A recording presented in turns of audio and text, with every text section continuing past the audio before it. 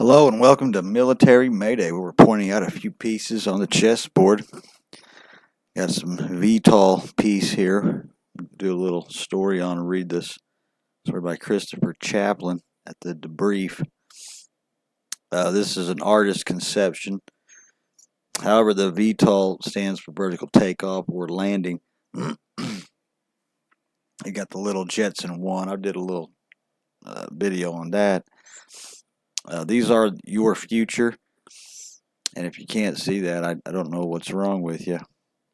But I'd love to have one of those little Jetson ones and soup it up. Maybe eventually people will start putting little airplane motors in these things.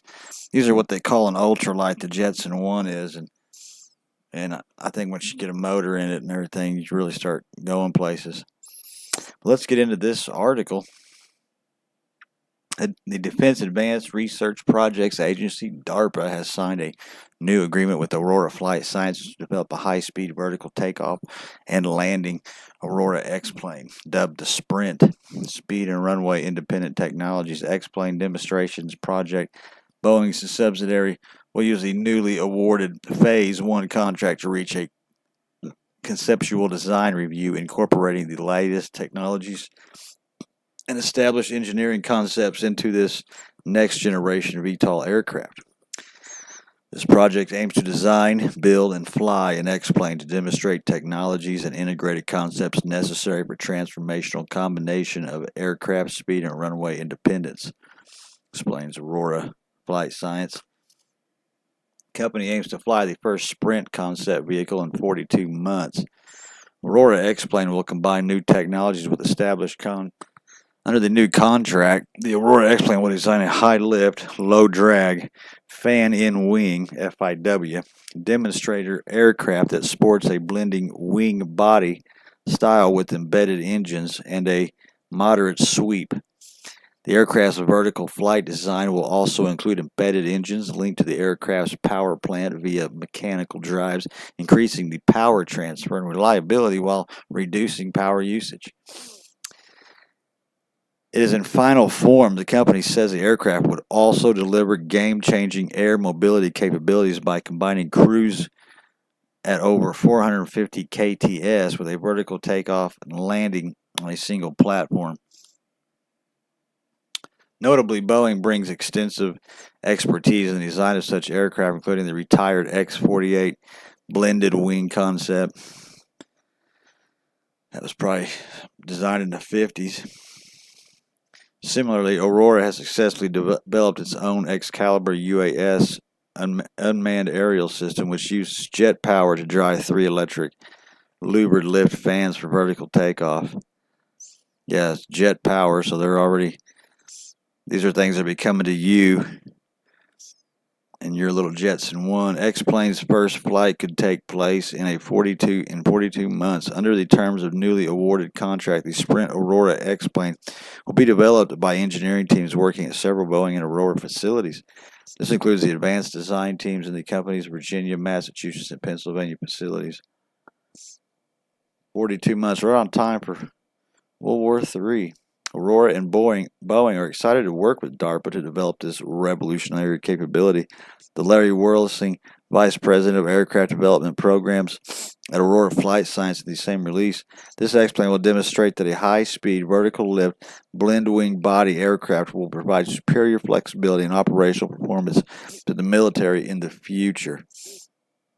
While no specific timeline was given for the various stages of development that will be needed to bring the Aurora X-plane to life, the company did say they are hoping to have the first operating demonstrator ready to take its first flight in around 42 months.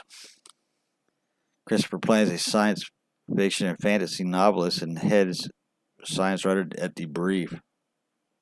Ooh, cool. Yeah, that's the way to go. We've got another little story here. Spain will develop a 35 kilowatt complete anti-drone laser weapon system. This is another Tesla death ray is what these are.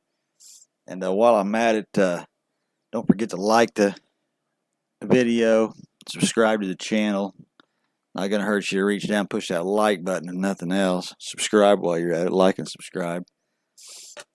The deployment of the weapons instrument laser demonstrator dial, a counter RPAS system, has been given the green light by Ministry of Defense. The exciting project, valued at roughly 11 million euros, will be brought to life by a temporary calibration between Indra Systemas and Escribiana Mechanical and Engineering. The partnership is formed to the General Directorate of Armaments and Materials.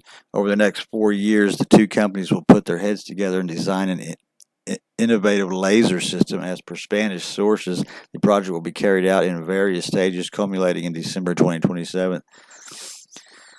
So 4 years from now. Dial representatives in the Department of Defense, 3 years, I guess. First big venture into developing laser weaponry. The project carries an extra price tag of 10,980,000 euros, including taxes, while specific details about the weapon's attributes are scant at the moment. The annual defense contracting plan does shed some additional light on the ambitious undertaking. What will the weapon include? The program outlined this document mirrors an existing initiative aimed at the development of a 35 kilowatt anti-drone weapon. This all signs points to this matching the dial project mentioned in the PACDEF. In tandem with the award announcement, the Ministry of Defense released a document on the stake and tracking platform fielding questions from involved companies. Such inquiries confirmed the intention for this to be an anti-RPAS system. The department clarified in one of the replies, the document speaks to a prototype of a comprehensive anti-RPAS system. In other words, this is anti-drone technology. It's going to laser beam these fuckers out of the sky. Per the document, the prototype will encompass an electro-optical system guidance mechanism, a light laser guidance system built into the laser subsystem to focus the beam, a laser shooting capabilities. Add to this, there will be the direction of fire that identifies the target at its range, passing this intel to the laser subsystem. Aside from those systems that rely on the direct line of sight to target, such as the direction of fire, the entire apparatus must fit within the designed shelter.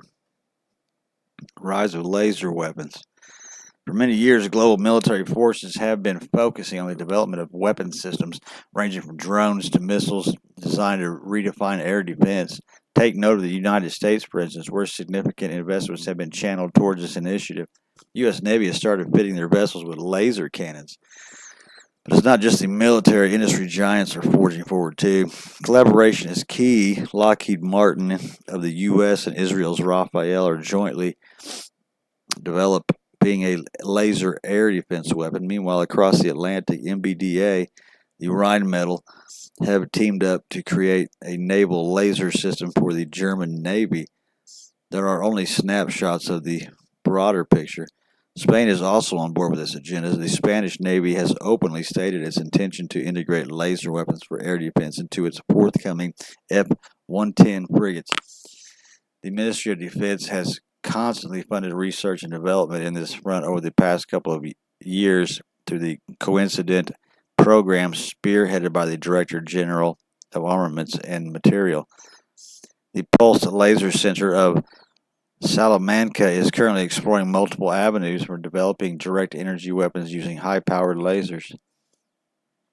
35 kilowatts, and yeah, they can probably mount it onto a truck. It'll probably be mobile, and they will probably, these will be devastating. I mean, Tesla was the one that really came up with these, and he didn't call them a death ray, but that's what the papers went with. Anyway, like, subscribe, toodaloo.